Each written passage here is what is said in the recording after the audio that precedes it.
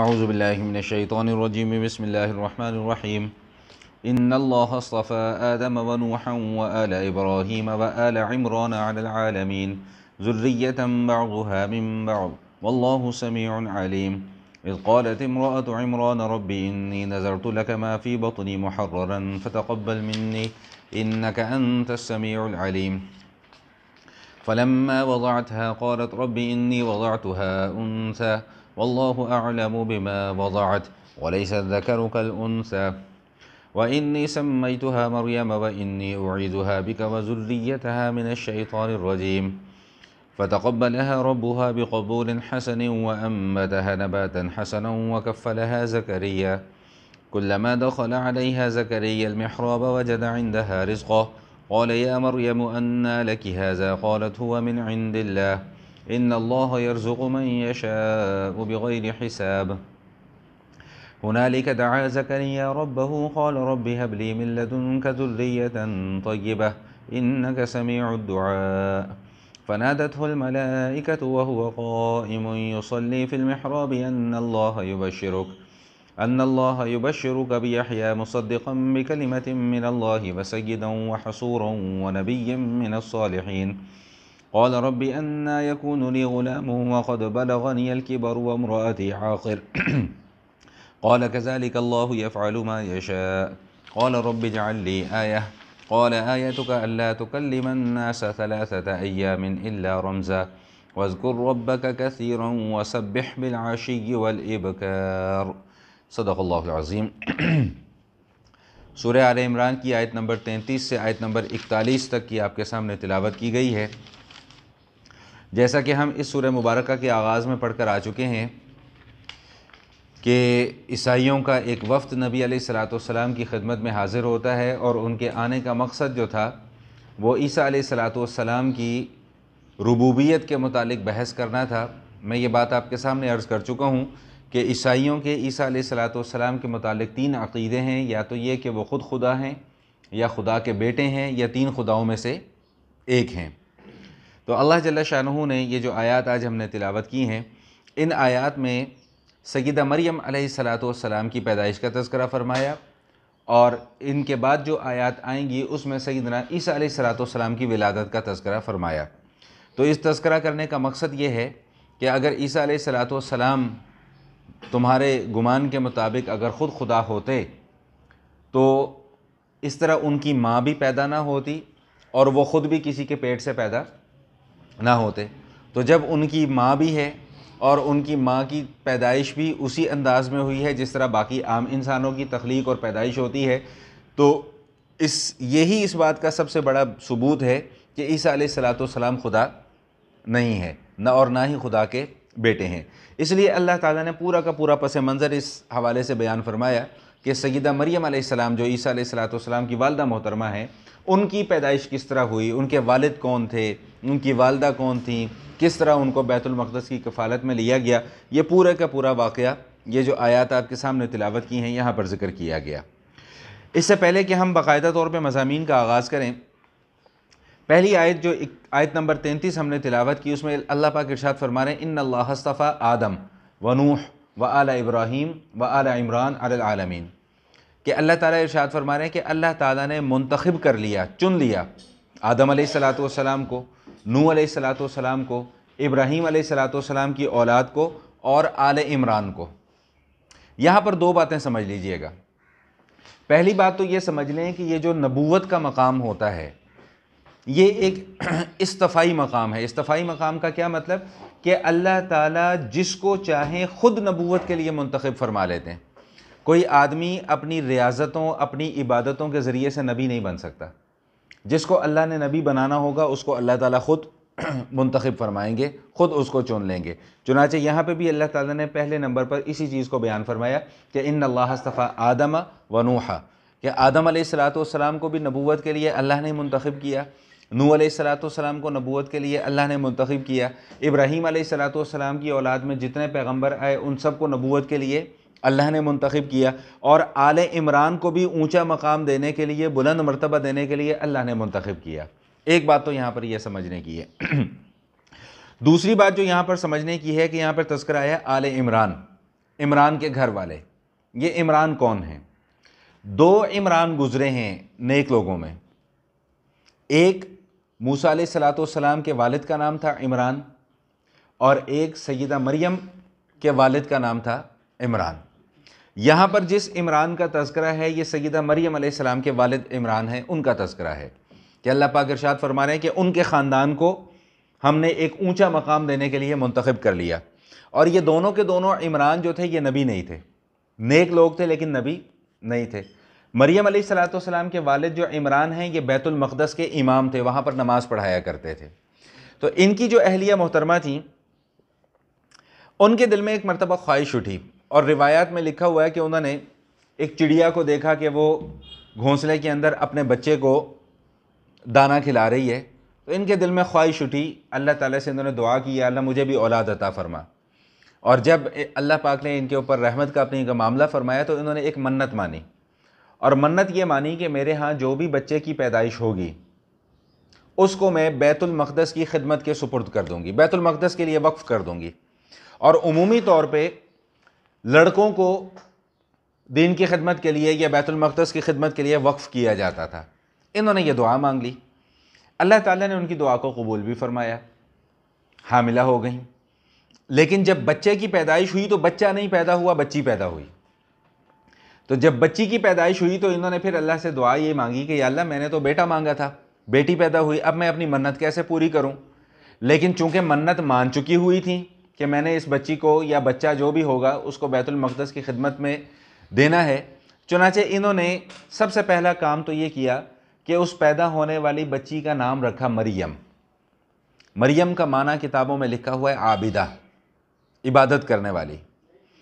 اب سوال یہ ہوا یہاں پر کہ مریم علیہ الصلوۃ والسلام کی جو نشو و نما تھی وہ عام بچوں سے تھوڑی سی ہٹ کر تھی، ایک۔ دوسرا یہ کہ انہوں نے منت یہ مانی ہوئی تھی کہ یہ بچی دین کی خدمت کرے گی۔ تو جب انہوں نے منت یہ مانی ہوئی تھی تو بیت المقدس کے جتنے بھی بزرگ تھے وہاں پر ان سب کی خواہش یہ ہوئی کہ اس بچی کو ہم اپنی کفالت میں لے لیں، یہ بچی ہماری کفالت میں آ جائے، ہماری تربیت میں رہے، ہماری آغوش میں رہے، تاکہ ہم اس بچی کی بہترین تربیت کر سکیں اور دین کی خدمت ہم اس بچی سے کروا سکیں۔ وہاں پر ایک بزرگ اور بھی موجود ہیں جن کا نام ہے حضرت زکریا علیہ الصلوۃ والسلام، یہ بھی اللہ کے پیغمبر ہیں، اور یہ حضرت زکریا علیہ الصلوۃ والسلام جو ہیں یہ سیدہ مریم علیہ السلام کے خالو ہیں۔ مریم علیہ الصلوۃ والسلام کی والدہ کا نام ہے حنہ بنت یعقوز، اور ان کی جو خالہ ہیں ان کا نام ہے عیشا بنت یعقوز، اور حضرت زکریا علیہ السلام عیشا بنت یعقوز کے شوہر ہیں۔ خالہ کا مقام شریعت میں بہت زیادہ ہے، نبی علیہ الصلوۃ والسلام نے فرمایا ہے کہ ماں کے بعد جو ہے وہ خالہ کا مقام ہے، اور اس طرح کی اور بہت ساری حدیث ملتی ہیں۔ تو مریم علیہ الصلوۃ والسلام کی پیدائش کے بعد ان کے والد پہلے وفات پا چکے تھے، پیدائش کے بعد ان کی والدہ کا بھی انتقال ہو گیا۔ اب یہ تھا مسئلہ کہ اب اس بچی کی کفالت کون کرے گا؟ سارے بزرگوں کی خواہش تھی کہ ہم اس بچی کو اپنے ذمے میں لیں، حضرت زکریا علیہ السلام کی خواہش تھی کہ میرا حق زیادہ ہے، ایک تو بچی میری رشتہ دار بھی ہے، میری بیوی کی بھانجی ہے، تو اس حوالے سے بھی میرا حق بنتا ہے۔ تو انہوں نے کہا کہ ایسا کرتے ہیں کہ قرآن دازی کر لیتے ہیں۔ قرآن دازی کی گئی۔ اب جن قلموں سے تورات لکھی جاتی تھی ہر بزرگ کا اپنا اپنا ایک قلم ہوا کرتا تھا، یہ میرا پین ہے، اس سے میں لکھوں گا، یہ میرا پین ہے، اس سے میں لکھوں گا۔ تو انہوں نے کہا جی قرآن دازی کرنے کا طریقہ یہ ہوگا کہ قلم پھینک دیے جائیں پانی کے اندر، جس کا قلم کھڑا رہ جائے گا وہ اس بچی کو اپنی کفالت میں لے لے گا۔ 3 مرتبہ قرآن دازی کی گئی اور تینوں مرتبہ سیدنا زکریا علیہ الصلوۃ والسلام کا نام نکلا۔ چنانچہ انہوں نے سیدنا زکریا علیہ الصلوۃ والسلام نے سیدہ مریم علیہ الصلوۃ والسلام کو اپنی کفالت میں لے لیا، اور ان کے لیے ایک کمرہ مخصوص کر دیا کہ جہاں پر آپ کی تربیت بھی ہوگی اور آپ اپنی عبادت کریں۔ دن میں 1 مرتبہ یا 2 مرتبہ ان کے پاس چکر لگا لیا کرتے تھے کہ اگر ان کی کوئی ضرورت ہو تو اس ضرورت کو پورا کر دیں۔ یہاں پہ اللہ تعالیٰ کی طرف سے ایک خلاف عادت واقعہ یہ رونما ہوا کہ اللہ تعالیٰ نے چونکہ اب مریم علیہ الصلوۃ والسلام کے بطن سے عیسیٰ علیہ الصلوۃ والسلام کو پیدا ہونا تھا، تو مریم علیہ الصلوۃ والسلام کا بھی خاص مقام تھا اللہ کی نظر میں، اور میں نے بتایا کہ ان کی نشو و نما جو تھی وہ بھی غیر معمولی انداز میں تھی، جیسے بچہ آہستہ آہستہ بڑھتا ہے، ان کی نشو و نما اس انداز میں نہیں تھی، غیر معمولی انداز میں ان کی جسامت بڑھتی تھی۔ اور جس جگہ پر ان کو عبادت کے لیے کمرہ مختص ان کے لیے کیا ہوا تھا، تو زکریا علیہ السلام جب بھی اس کمرے کے اندر تشریف لے جاتے تو بے موسمی پھل وہاں پر پڑے ہوتے تھے، یعنی سردیوں کے پھل گرمیوں میں اور گرمیوں کے پھل سردیوں میں۔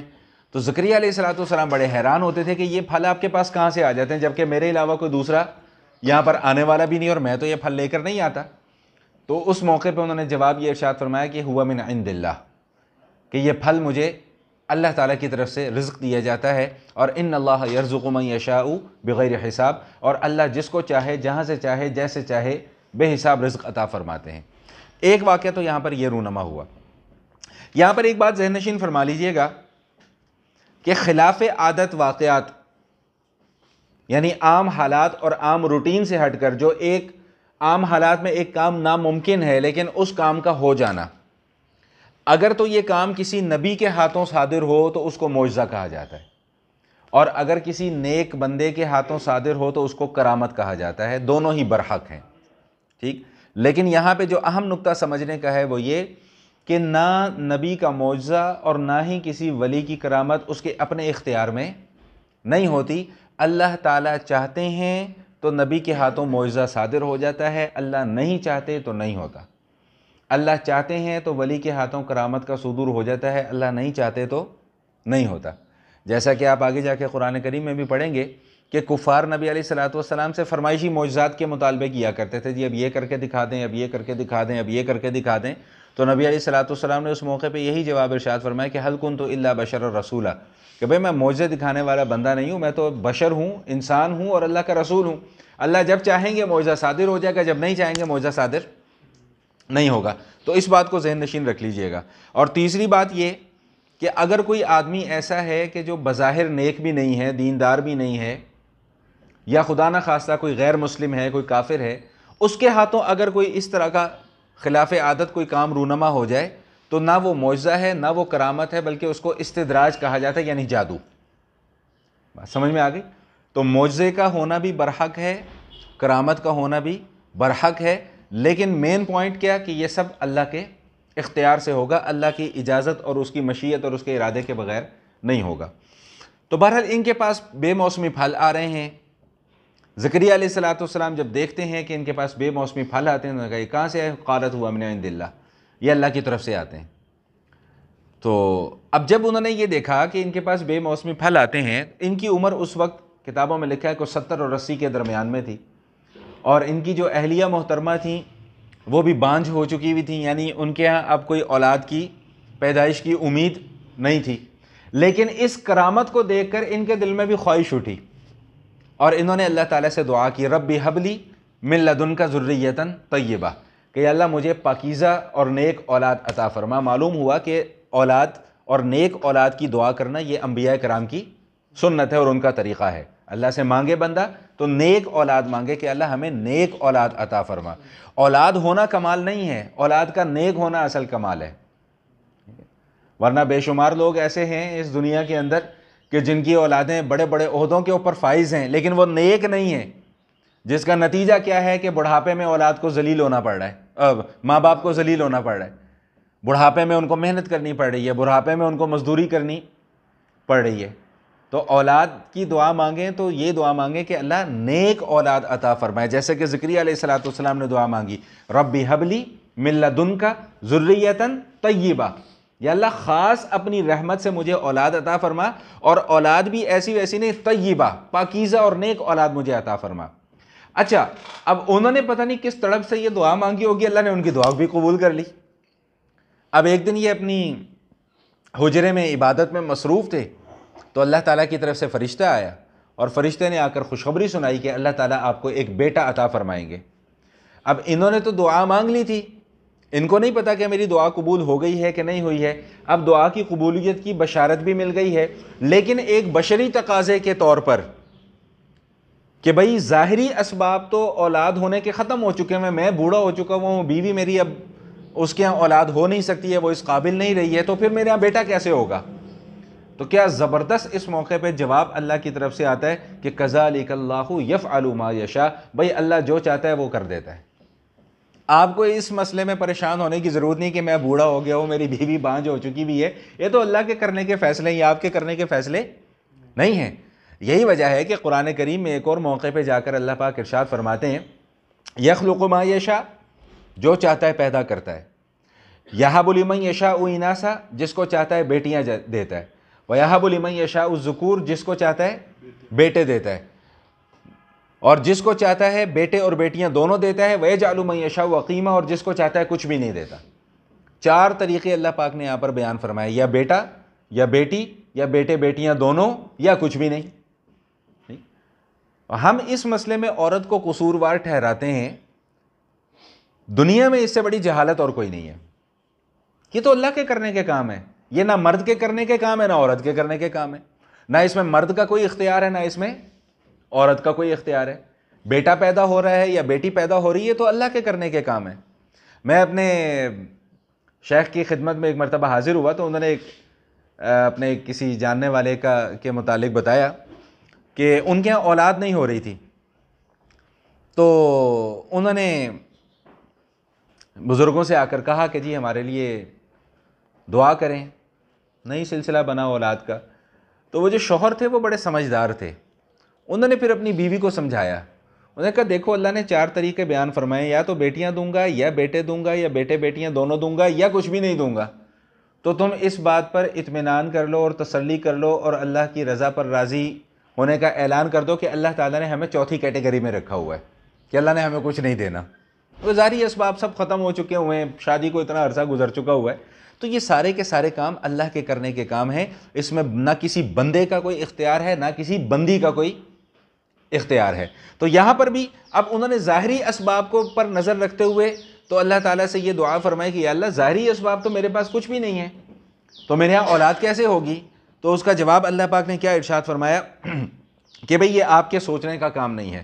کذالک اللہ یفعل ما یشاء، اللہ جو چاہتا ہے جب چاہتا ہے جس کے ساتھ چاہتا ہے جیسے چاہتا ہے وہ کر دیتا ہے. بس اللہ نے فیصلہ کر لیا کہ آپ کے ہاں بیٹے کی پیدائش ہوگی تو ہوگی. اب چاہے اس میں ظاہری طور پہ اسباب موجود ہیں یا نہیں ہیں، لیکن چونکہ اللہ کا فیصلہ ہو چکا ہے اس لیے ہوگی. تو اب زکریا علیہ السلام نے پھر اللہ سے دعا کی کہ اللہ ٹھیک ہے اب اولاد تو میرے یہاں ہوگی، لیکن اس کی کوئی علامت، کوئی پہچان، کوئی نشانی مجھے آپ بتا دیجئے. تو اللہ تعالیٰ نے ارشاد فرمایا کہ اس کی نشانی یہ ہے کہ جب اس طرح کا معاملہ جب ہو جائے گا تو پھر تم نے 3 دن تک آپ لوگوں سے کلام نہیں کر پائیں گے.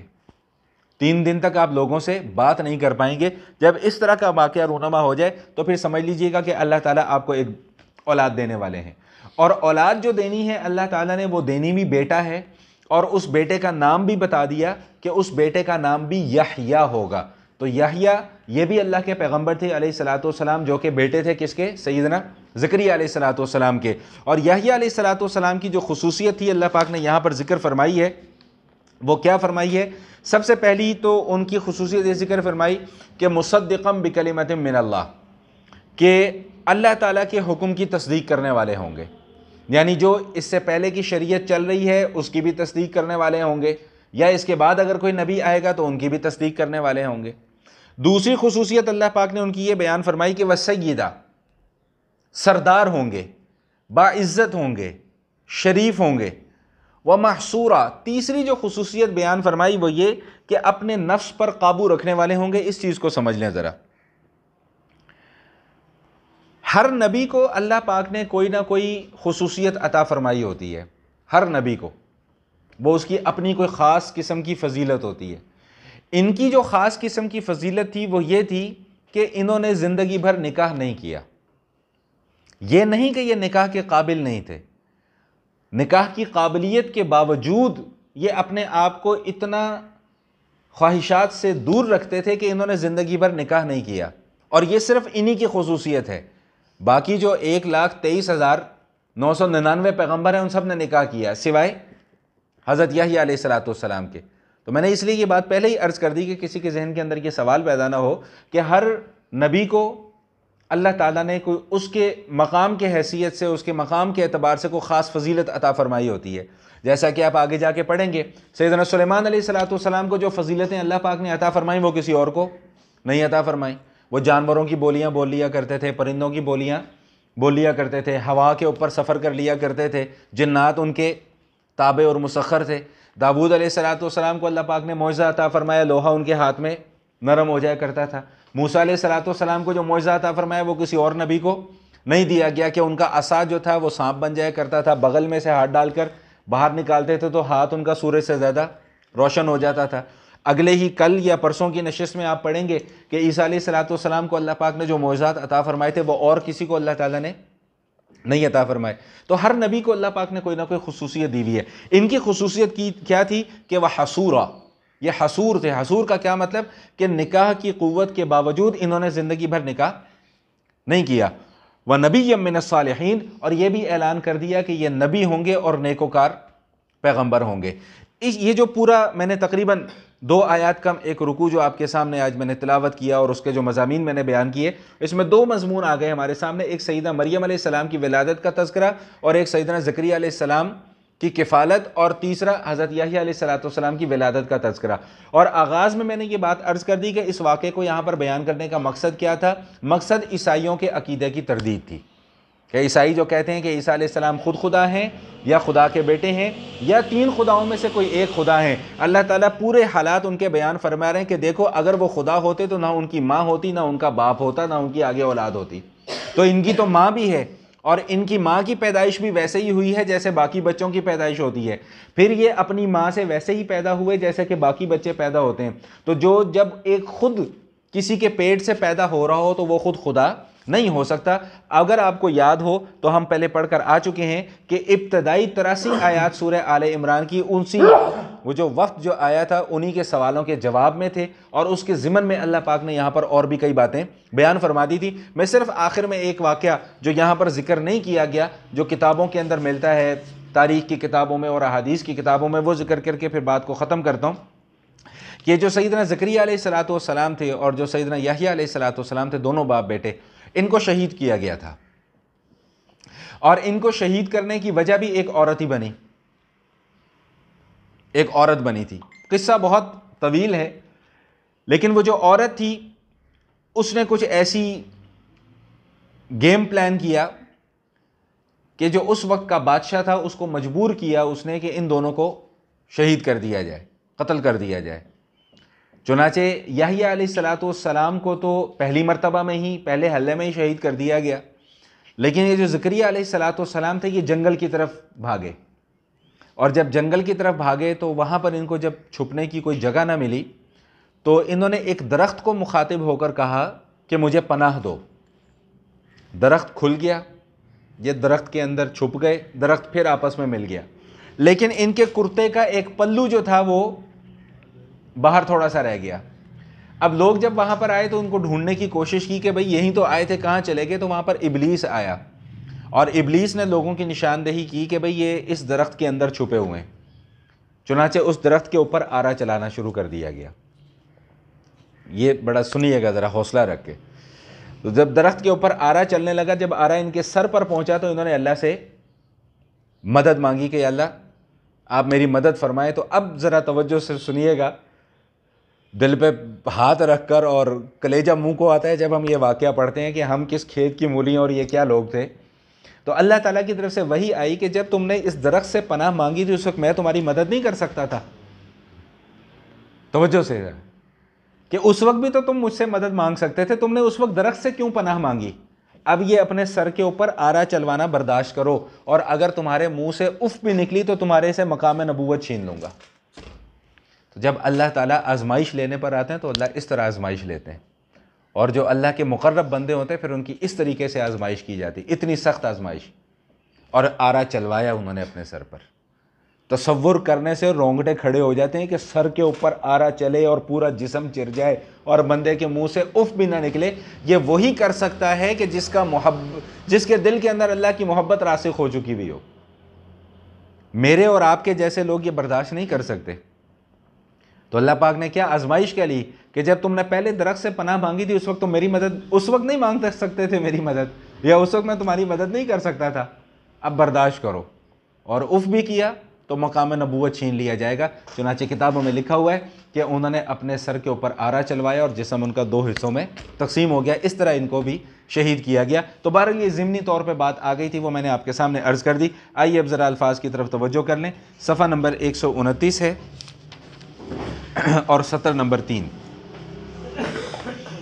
ان اللہ اصطفى آدم ونوحا وآل ابراہیم وآل عمران علی العالمین، بے شک اللہ تعالیٰ نے منتخب کر لیا، چن لیا۔ میں نے آپ کو بتا دیا کہ جو نبوت کا مقام ہے یہ اللہ خود جس کو چاہیں عطا فرماتے ہیں، کوئی بندہ اپنی عبادت اور ریاضت سے نبی نہیں بن سکتا۔ آدم علیہ السلام کو بھی چن لیا، نوح علیہ السلام کو بھی منتخب کر لیا، ابراہیم علیہ السلام کے گھرانے کو بھی منتخب کر لیا، اور حضرت عمران کے گھرانے کو بھی تمام زمانے والوں پر فضیلت دینے کے لیے اللہ پاک نے منتخب کر لیا۔ ذریۃ بعضھا من بعض، یہ سب ایک دوسرے کی اولاد میں سے تھے۔ نوح علیہ السلام آدم علیہ السلام کی اولاد میں سے تھے۔ نوح علیہ السلام کے زمانے میں جب طوفان آیا تو یہ بچ گئے، ان کے 3 بیٹے بچ گئے، ان سے پھر آگے ساری انسانیت کی نسل چلی، اور بنی اسرائیل کے جتنے پیغمبر آئے وہ سارے ابراہیم علیہ السلام کی اولاد میں سے تھے۔ خود نبی پاک صلی اللہ علیہ وسلم بھی ابراہیم علیہ السلام کی اولاد میں سے ہیں۔ واللہ سمیع علیم، اللہ سننے والے اور جاننے والے ہیں۔ اذ قالت امرأۃ عمران رب انی نذرت لک ما فی بطنی، اور وہ وقت یاد کرو کہ جب عمران کی بیوی نے کہا کہ اے میرے رب، بے شک میں نے منت مان لی ہے کہ جو کچھ میرے پیٹ میں ہے محررا آزاد کیا ہوا، فتقبل منی، تو اس کو آپ مجھ سے قبول فرما لیں۔ آزاد کیا ہوا کا کیا مطلب؟ کہ میں اس کو وقف کر دوں گی بیت المقدس کی خدمت کے لیے۔ انک انت السمیع العلیم، بے شک آپ سننے والے بھی ہیں اور جاننے والے بھی ہیں۔ فلما وضعتھا، جب انہوں نے اس بچے کو جنم دیا تو قالت، تو کہنے لگی، ربی انی وضعتھا انثی، اے میرے رب یہ تو بیٹی پیدا ہو گئی، میں نے تو بیٹے کی منت مانی تھی، یہ تو اب بیٹی پیدا ہو گئی، اب کیا ہوگا؟ واللہ اعلم بما وضعت، اللہ فرما رہے ہیں کہ اللہ خوب جانتے ہیں کہ اس نے کس بچی کو جنم دیا، یعنی جو اس بچی کو مقام اور مرتبہ ملنے والا ہے وہ کوئی بچہ پیدا ہو جاتا تو اس کو نہیں ملنا تھا۔ ولیس الذکر کالانثی، اور بیٹا بیٹی کی طرح نہیں ہوتا، بیٹا بیٹی کی طرح نہیں ہوتا۔ یہاں پر جو بتلانا مقصود ہے وہ یہی بتلانا مقصود ہے کہ اس بچی کو جو مقام دینا ہے وہ بچے کو شاید نہ مل پاتا۔ وَإِنِّي سَمَّيْتُهَا مریم، اب وہ ان کی والدہ محترمہ کیا کہتی ہیں کہ میں نے اس بچی کا نام رکھا مریم، مریم کا معنی عبادت گزار۔ وَإِنِّي أُعِيذُهَا بِكَ وَذُرِّيَّتَهَا مِنَ الشَّيْطَانِ الرَّجِيمِ، اور میں اس کو اللہ کی پناہ میں دیتی ہوں اور اس کی اولاد کو بھی اللہ کی پناہ میں دیتی ہوں شیطان مردود سے۔ یہاں پر ایک حدیث سماعت فرما لیں، میں پہلے بیان کرنا بھول گیا تھا۔ دنیا بھر میں جو بھی بچہ پیدا ہوتا ہے، پیدا ہو چکا یا پیدا ہوتے ہیں یا پیدا ہوں گے، ہر پیدا ہونے والے بچے کو شیطان آ کے کچوکا مارتا ہے۔ یہ جو بچہ روتا ہے نا پیدائش کے بعد، یہ شیطان آ کے اس کے ساتھ چھیڑ چھاڑ کرتا ہے، سوائے 2 ہستیوں کے۔ یہ بھی دیکھیں پھر اب یہ ان کی خصوص، ایک سیدہ مریم علیہ السلام اور ایک عیسیٰ علیہ السلام۔ یہ 2 ہستیاں پوری دنیا کے اندر ایسی ہیں کہ ان کی پیدائش کے وقت شیطان نے آ کے ان کے ساتھ چھیڑ چھاڑ نہیں کی تھی، اور یہ ان کی والدہ کی دعا تھی کہ انی اعیذھا بک وذریتھا من الشیطان الرجیم، کہ اللہ اس بچی کو بھی میں آپ کی پناہ میں دیتی ہوں، اس کی اولاد کو بھی آپ کی پناہ میں دیتی ہوں شیطان مردود سے۔ اب یہاں پر پھر کوئی اعتراض نہ کرے کہ جی باقیوں کو، باقی بھی تو اتنے بڑے بڑے نبی ہیں، تو میں نے اس کا جواب پہلے ہی دے دیا کہ ہر نبی کی یا ہر کسی انسان کی اپنی کوئی خصوصیت ہوتی ہے جو اللہ پاک اس کو عطا فرما دیتے ہیں۔ یہ ان کی والدہ کی اور عیسیٰ علیہ السلام کی خصوصیت تھی کہ پیدائش کے وقت میں آ کر شیطان نے ان کے ساتھ چھیڑ چھاڑ نہیں کی تھی۔ بات سمجھ میں آ گئی ہے؟ فتقبلها ربها بقبول حسن وانبتها نباتا حسنا، تو سب نے اس بچی کو بہت اچھے طریقے سے قبول کر لیا، وانبتها نباتا حسنا، اور اس کو بڑے اچھے طریقے سے پروان چڑھایا۔ میں نے آپ کو بتایا کہ ان کی پرورش اور ان کی نشو و نما غیر معمولی انداز میں تھی۔ وکفلها زکریا، اور زکریا علیہ السلام جو ان کے خالو تھے انہوں نے ان کو اپنی کفالت میں لے لیا۔ کلما دخل علیہا زکریا المحراب، زکریا علیہ السلام جب بھی ان کے پاس ان کے کمرے میں ان کی خیریت وغیرہ دریافت کرنے کے لیے جایا کرتے تھے تو وجد عندها رزقا، ان کے پاس رزق رکھا ہوا دیکھتے تھے۔ قال یا مریم انا لکی ھذا، تو وہ مریم علیہ السلام سے پوچھتے ہیں کہ مریم یہ پھل فروٹ میوے یہ تمہارے پاس کہاں سے آ رہے ہیں؟ قالت هو من عند اللہ، انہوں نے عرض کیا کہ یہ اللہ کی طرف سے میرے پاس آتے ہیں۔ ان اللہ یرزق من یشاء بغیر حساب، اللہ جس کو چاہتے ہیں بغیر حساب کے عطا فرماتے ہیں۔ اب اس کرامت کو دیکھ کر زکریا علیہ السلام کے دل میں بھی اولاد کی خواہش ابھری، حالانکہ بوڑھے ہو چکے ہیں، بیوی بانجھ ہو چکی ہے، اب وہ آگے آ رہا ہے۔ ہنالک دعا زکریا ربہ، اب اس سارے حالات کو دیکھ کر زکریا علیہ الصلوۃ والسلام اپنے رب سے دعا کر رہے ہیں. کیا دعا کر رہے ہیں؟ ربی حب لی من لدنک ذریۃ طیبہ، کہ یا اللہ خاص اپنی جناب سے مجھے پاک اور نیک اولاد عطا فرما. انک سمیع الدعاء، بے شک تو دعاؤں کا سننے والا ہے. ان الفاظ کو یاد کر لیں. ربی حب لی من لدنک ذریۃ طیبہ انک سمیع الدعاء. اولاد کے حصول کے لیے علماء نے لکھا ہے کہ بہت مجرب نسخہ ہے، جس کے ہاں اولاد نہ ہوتی ہو وہ کثرت سے اس دعا کو پڑھا کرے. فنادته الملائکۃ وهو قائم یصلی فی المحراب. اچھا اب انہوں نے دعا تو کر لی، اب دعا اللہ کی بارگاہ میں قبول بھی ہو گئی. اب آگے کیا ہوا؟ فنادته الملائکہ، فرشتے نے ان کو بلایا، آواز دی. وهو قائم یصلی فی المحراب، جب یہ اپنے حجرے میں کھڑے ہوئے نماز پڑھ رہے تھے. کیا آواز دی فرشتے نے؟ ان اللہ یبشرک بیحییٰ، کہ بے شک اللہ تعالیٰ آپ کو خوشخبری دے رہے ہیں ایک بیٹے کی، اس بیٹے کا نام ہوگا یحییٰ. کتابوں میں لکھا ہوا ہے کہ یہ یحییٰ نام روئے زمین پر پہلی مرتبہ رکھا گیا، اس سے پہلے کسی بچے کا نام یحییٰ نہیں رکھا گیا تھا. اس بچے کی خصوصیت کیا ہوگی؟ مصدقا بکلمۃ من اللہ، اللہ کی باتوں کی تصدیق کرنے والا ہوگا. سیدہ، سردار ہوگا، عزت دار ہوگا. حصورا، نفس کو اپنے قابو میں رکھنے والا ہوگا. ونبیا من الصالحین، اور نیکوکاروں میں سے نبی ہوگا. قال، اب یہ زکریا علیہ الصلوۃ والسلام ظاہری اسباب پر نظر کرتے ہوئے کیا فرمانے ہیں؟ ربی انا یکون لی غلام، اے میرے رب میرے یہاں بیٹا کیسے پیدا ہو سکتا ہے؟ وقد بلغنی الکبر، میں بہت بوڑھا ہو چکا ہوں. وامرأتی عاقر، میری بیوی بانجھ ہو چکی ہے، یعنی اس کے یہاں اب اولاد کی خواہش ختم ہو چکی ہوئی ہے. قال، اس نے کہا اب یا تو یہ اللہ کا فرمان ہے یا فرشتے نے اللہ کی طرف سے کہا کہ کذالک یفعل اللہ ما یشاء، بھئی اسی طرح ہے، اللہ جو چاہے کر دیتا ہے، آپ کو پریشان ہونے کی کیا ضرورت ہے. قال، انہوں نے کہا اچھا جب یہ بات ہے تو اے میرے رب اجعل لی آیہ، میرے لیے پھر کوئی نشانی مقرر فرما دیں گے جب مجھے پتہ چل جائے کہ ہاں میرے ہاں اولاد ہونے والی ہے. قال آیتک الا تکلم الناس ثلاثۃ ایام، فرمایا کہ نشانی یہ ہے کہ آپ بات نہیں کر سکیں گے 3 دنوں تک لوگوں سے، الا رمزا، سوائے اشاروں کے. وذکر ربک کثیرا، ہاں اب جب اللہ آپ کو نعمت دے رہے ہیں تو نعمت کی شکر گزاری کرنا آپ پر لازم ہے. اب وہ شکر گزاری کیسے کی جائے گی؟ وذکر ربک کثیرا، بہت زیادہ اپنے رب کا ذکر کیجئے. وسبح بالعشی والابکار، اور صبح اور شام اپنے رب کی تسبیح کو بیان کیجئے. وآخر دعوانا ان الحمد للہ رب العالمین.